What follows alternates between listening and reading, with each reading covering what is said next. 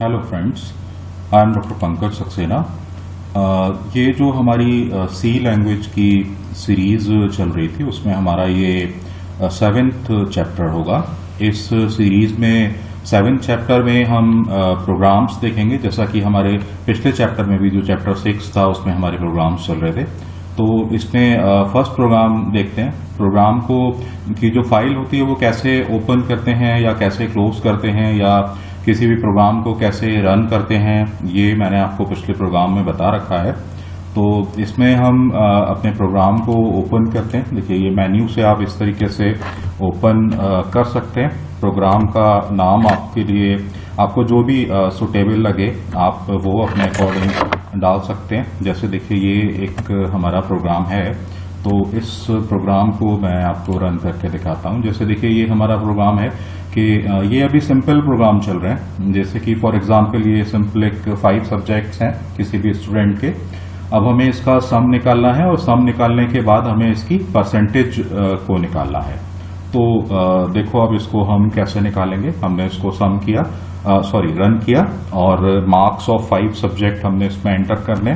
तो ये आप देखो, मैं इसमें 5 सब्जेक्ट्स के जो मार्क्स हैं वो मैं इसमें एंटर कर रहा हूँ और हमने 5 सब्जेक्ट के मार्क्स एंटर किए और आप देखो इसमें सम ऑफ 5 सब्जेक्ट्स आ गया और इनकी परसेंटेज आ गई। अब ये जो परसेंटेज आई है और ये जो सम आया है ये ठीक इस फॉर्मूले के अकॉर्डिंग आया है। देखो, अब इसमें एक चीज नोट करने वाली है कि टोटल इक्वल्स टू 500 हमने क्यों लिया है।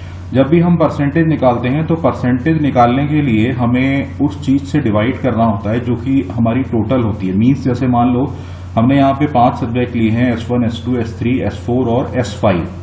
तो हमने हर सब्जेक्ट को 100 मार्क्स का माना है। तो टोटल हमारे कितने मार्क्स हो गए? 500 मार्क्स हो गए। तो हमने इसको टोटल से डिवाइड किया हुआ है। ये एक परसेंटेज निकालने का फॉर्मूला है। तो इस बेस पे हमने इसको टोटल में 500 को असाइन करा है। ये हमारी फिक्स वैल्यू रहेगी क्योंकि हमने हर सब्जेक्ट को 100 मार्क्स का माना है। और हेडर फाइल्स जैसे लगती हैं हमने वैसे लगाई है। आप देख सकते हो हमने इसमें सारे वेरिएबल्स फ्लोट में लिए हैं, तो हमने यहाँ पे परसेंटाइल डी का यूज किया है। एक दूसरा प्रोग्राम इसका देखते हैं। मैं आपको मेन्यू से ही इसको खोलना बता रहा हूं। दूसरा प्रोग्राम हम इसका देखते हैं। इस प्रोग्राम्स के नेम आप जो भी चाहो इसमें अपने अकॉर्डिंग देख सकते हो। ये इसका सेकंड प्रोग्राम है। सेकंड प्रोग्राम में आप देखो, मैंने इसमें हेडर फाइल्स लगाई हैं सबसे इनिशियली, और हेडर फाइल्स को लगाने के बाद इसमें मैंने 3 वेरिएबल लिए हुए हैं। ग्रॉस सैलरी, बेसिक, डीए और टी, ये 4 वेरिएबल लिए हुए हैं इंटीजर टाइप के। उसके बाद मैंने बेसिक सैलरी को एंटर करवाया है यूजर से, ठीक है। और चूंकि हम ये इंटीजर टाइप में ले रहे हैं इसलिए परसेंटाइल डी का यूज होगा। और हमने बेसिक टाइप का एक वेरिएबल ले रखा है जो कि ऊपर हमारा डिक्लेयर है। उस वेरिएबल के अंदर हमने इस बेसिक सैलरी को स्टोर करवाया है। अब देखो, डीए निकालने का ये जो फॉर्मूला है ये कैसे बना है। डीए निकालने का ये जो फॉर्मूला है, मतलब कि ये क्वेश्चन हमसे ये कह रहा है कि डीए जो है वो बेसिक सैलरी का 10% है। तो जब ये होगा कि डीए हमारा बेसिक सैलरी का 10% है, तो हम उसको इस तरीके से शो करेंगे कि 10 स्ट्रिक्ट बेसिक और पैरेंथेसिस में क्लोज डिवाइडेड बाय 100। उसके बाद हम TA, DA means daily allowance और टीए मीन्स ट्रैवलिंग अलाउंस।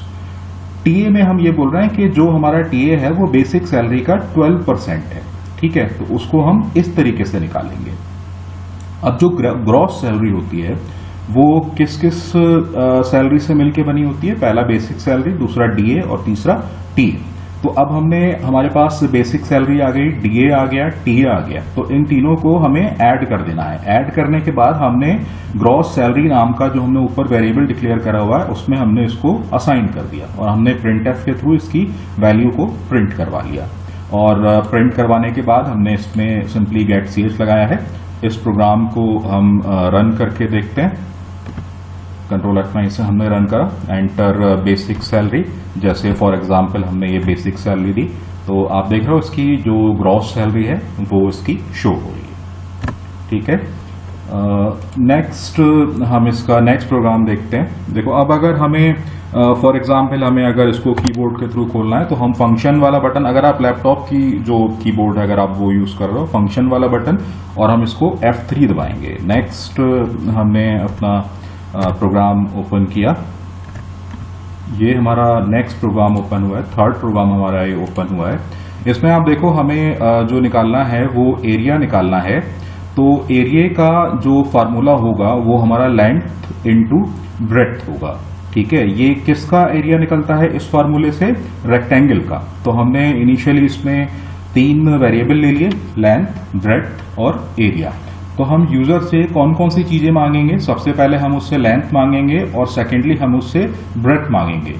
तो प्रिंटफ में हमने उसको क्या बोला कि एंटर करे वो लेंथ रेक्टेंगल की, और उसके बाद वो जो उसकी ब्रेड्थ है वो रेक्टेंगल की एंटर करे। और एरिया का ये एक फिक्स फार्मूला होता है, मैथमेटिकल फार्मूला है ये। तो इससे हम एरिया निकाल लेंगे, मतलब कि लेंथ इंटू ब्रेड्थ को मल्टीप्लाई करके, और एरिया नाम का जो हमारा वेरिएबल है हम इसको उसमें स्टोर कर देंगे, और फिर जो एरिया की जो वैल्यू होगी हम उसको स्टोर कर लेंगे। और उसके बाद इसमें सिंपली हम गेट ch लगा देंगे और ये वैल्यू हमारी प्रिंट हो जाएगी। इसको भी हम एक बार रन करके देख लेते हैं। देखो जैसे हमें enter the length of the rectangle देनी है, फॉर एग्जांपल हमने इसको लेंथ हमने इतनी दे दी। अब हमें ब्रेड्थ अगर हमें देनी है हमने इतनी दे दी। अब इसकी जो एरिया निकल के आया है वो हमारा इतना हो गया है, ठीक है। नेक्स्ट इसका प्रोग्राम हम देखते हैं। इसको भी हम फंक्शन वाली की के थ्रू ओपन कर रहे हैं। तो नेक्स्ट प्रोग्राम में देखते हैं कि किस तरीके से, ये प्रोग्राम बहुत सिंपल है। इन प्रोग्राम्स को केवल आपकी बेसिक अंडरस्टैंडिंग के लिए मैं बता रहा हूँ। जो असली जो प्रोग्रामिंग एक तरीके से स्टार्ट होगी, that will be started from if else statement. लेकिन इनिशियली जो मैंने चैप्टर्स करवाए हैं वो पढ़ने के बाद ही इवन ये प्रोग्राम भी तभी समझ में आएंगे जबकि आपका पहले का पढ़ा हुआ होगा। अब देखो नेक्स्ट प्रोग्राम में मैंने आपको क्या करवाया है कि इसमें मैंने आपको जो सरकमफेरेंस है और सर्किल की जो सरकमफेरेंस होती है आपको उसकी वैल्यू निकलवाई है।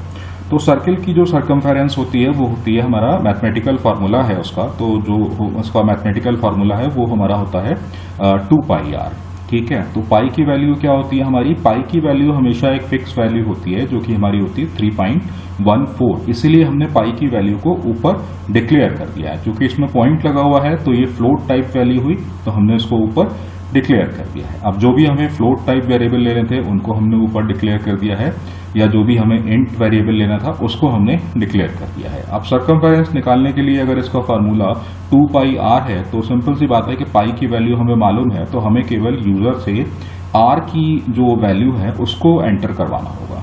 तो हमने प्रिंटफ में क्या लिखा कि एंटर रेडियस ऑफ सर्किल, इसको हमने स्मॉल r नाम के वेरिएबल में स्टोर करा लिया।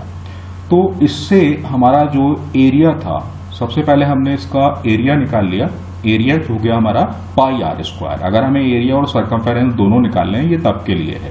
एरिया निकालना है तो सिंपली हमने πr² को कर दिया, चूंकि हमारे पास r की वैल्यू है ही और पाई की वैल्यू 3.14 ऊपर से हमारी आ जाएगी। अब अगर हमें सरकमफेरेंस भी निकालनी है इसकी, तो सरकमफेरेंस के लिए फॉर्मूला होता है 2πr। तो ये 2πr की वैल्यू भी हम प्रिंट करा लेंगे प्रिंटफ के थ्रू, और इन दोनों चीजों की वैल्यू जो है वो प्रिंट होके हमारी स्क्रीन पे आ जाएगी। देखते हैं इसको रन करके। ये हमने कंट्रोल F9 से किया, enter radius of the circle, for example हमने 7 दे दी। आप देख सकते हो कि एरिया ऑफ सर्किल की वैल्यू भी निकल के आ गई है इससे, और सरकमफेरेंस ऑफ सर्किल की वैल्यू भी निकल आई है। तो इन चीज़ों की आप लोग अभी आपको प्रैक्टिस करनी चाहिएगी। बाकी जो इसके अलावा जो हमारा नेक्स्ट सेशन होगा उसमें मैं इससे आगे के आपको प्रोग्राम्स करवाऊंगा, जो कि आगे के थोड़ा सा इससे बिगनिंग लेवल से थोड़ा सा टफ प्रोग्राम्स होंगे।